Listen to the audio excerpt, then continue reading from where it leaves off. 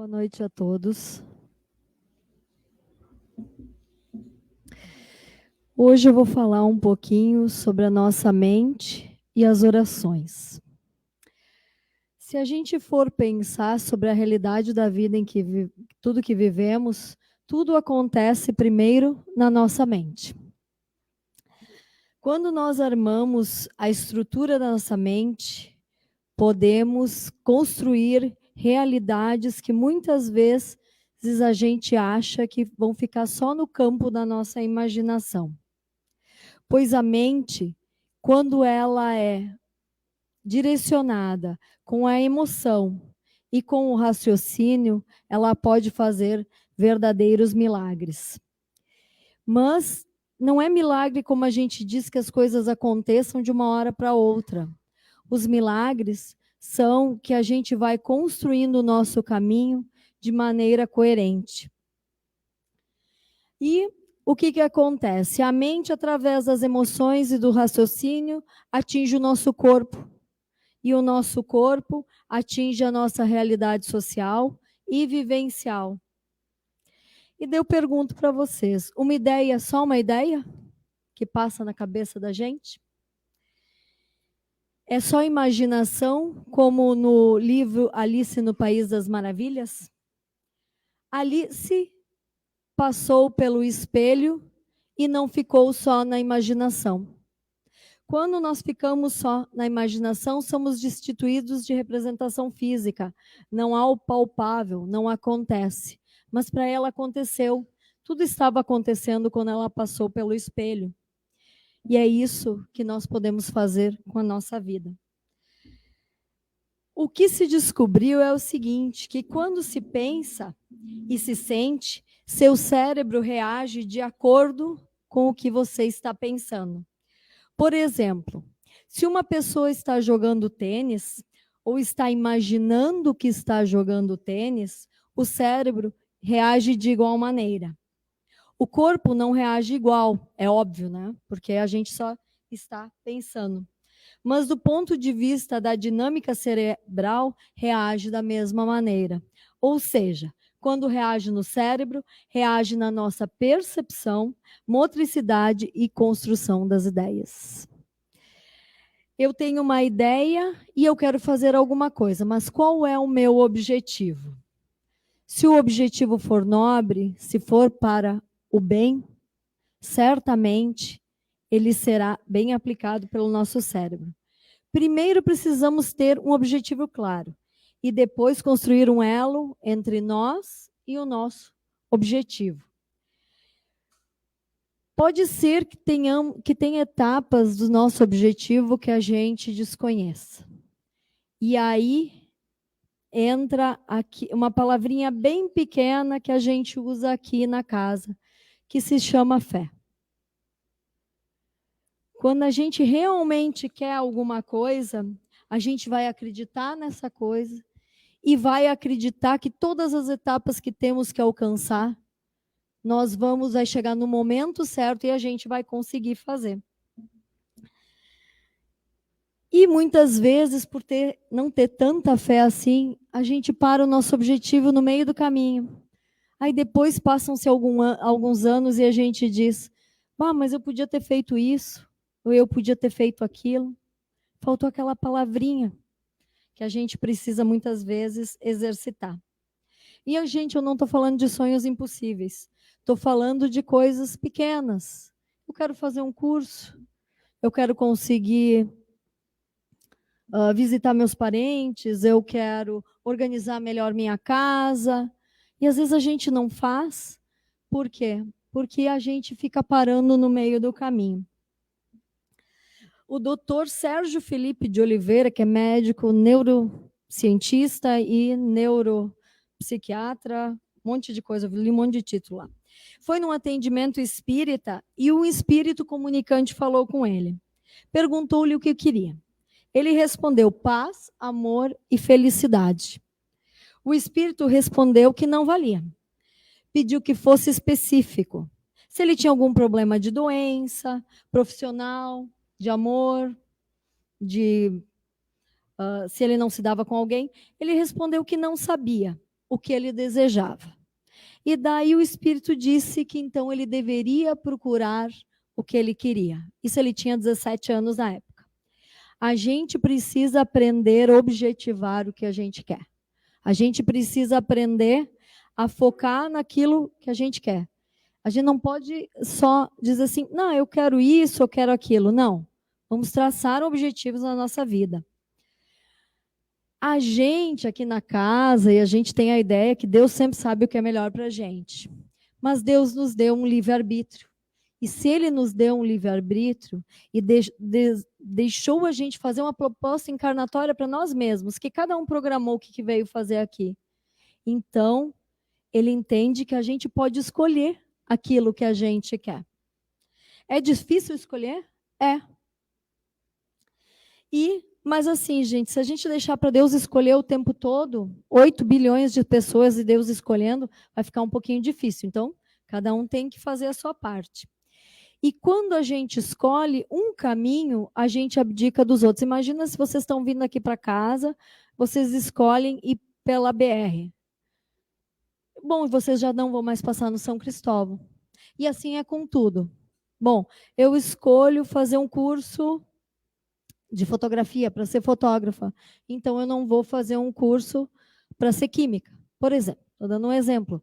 Cada escolha deixa outras opções para trás. E a gente tem que saber isso na nossa vida. Poderíamos até dizer que uma das melhores capacidades que as pessoas podem ter é a capacidade de fazer escolhas. Porque quando a gente consegue escolher melhor, a gente vive com mais tranquilidade. Mas para criar o campo magnético, é necessário aquele campo magnético que eu falei lá no começo. A gente tem o pensamento, emoções e o raciocínio, e eles criam o campo magnético. A gente precisa de posturas e atitudes. O que eu posso melhorar em cada detalhe que eu não pensei? Bom, para mim fazer um curso e conseguir estudar de noite, eu tenho que saber que eu tenho que ter minha vida organizada para acordar um pouco mais tarde, para aguentar até as 10 da noite no horário do meu curso, chegar em casa, ter tudo organizado e ir dormir. Posturas e atitudes. E muitos hábitos, muitas vezes. E quando eu me dedico a fazer as coisas que vão me fazer evoluir na vida física, automaticamente a evolução acontece no outro plano. Ela toma forma de uma maneira mais clara essa evolução. Por quê? Porque a gente organiza a nossa vida física e vai organizando a nossa vida espiritual. Vamos trazer para o dia a dia que a gente tem um monte de turbulências. Daí a gente vê esse monte de problemas acontecendo. A gente nem está chegando ainda no plano espiritual. Quando é que a gente fala com Deus no meio do dia a dia? No meio desse caos todo? A gente fala? Quando é que a gente tira um tempo para fazer uma oração? A gente faz a oração quando o caminho já deu errado? Ou a gente pede antes o caminho? É isso que muitas vezes a gente acha que a nossa vida está tumultuada, não está bem do jeito que a gente quer, mas eu falei até agora praticamente só do plano físico. Qual é o momento do nosso dia que a gente tira para conversar com Deus? Qual é o momento que a gente tira para planejar aquilo que a gente quer fazer como seres em evolução? A gente deveria pensar mais nisso. Se a gente acha que está tudo difícil, a gente deve pensar que, na maioria das vezes, todas essas dificuldades nós mesmos programamos. E são essas dificuldades que nos fazem encontrar o caminho correto. São nessas dificuldades do dia a dia que a gente vai arrecadar as ferramentas que a gente precisa para o nosso objetivo.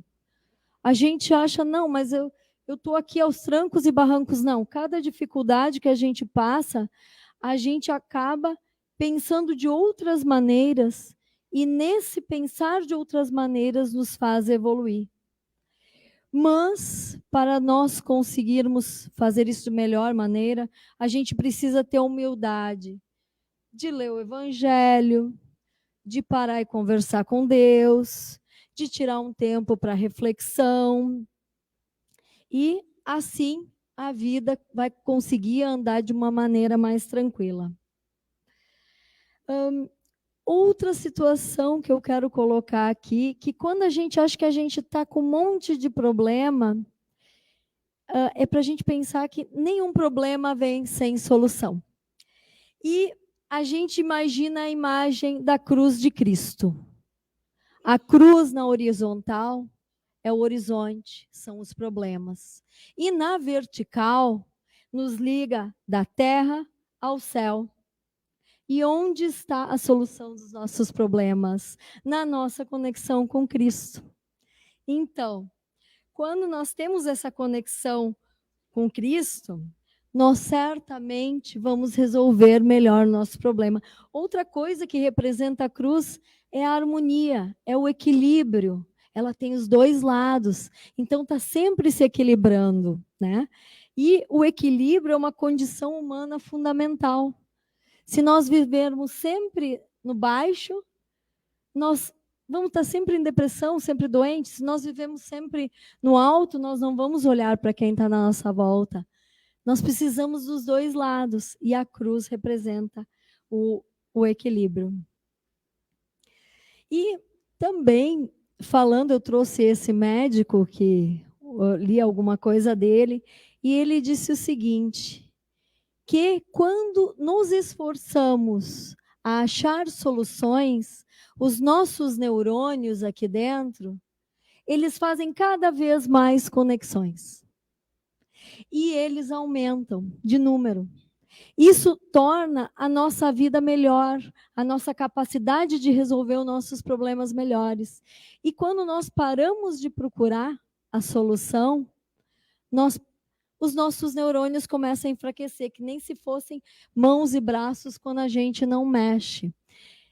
E ele disse, olha, o interessante é o seguinte, a gente faz testes e que quando as pessoas procuram as soluções baseados em orações, que as pessoas oram a Deus pedindo, o nosso cérebro age de maneira muito melhor.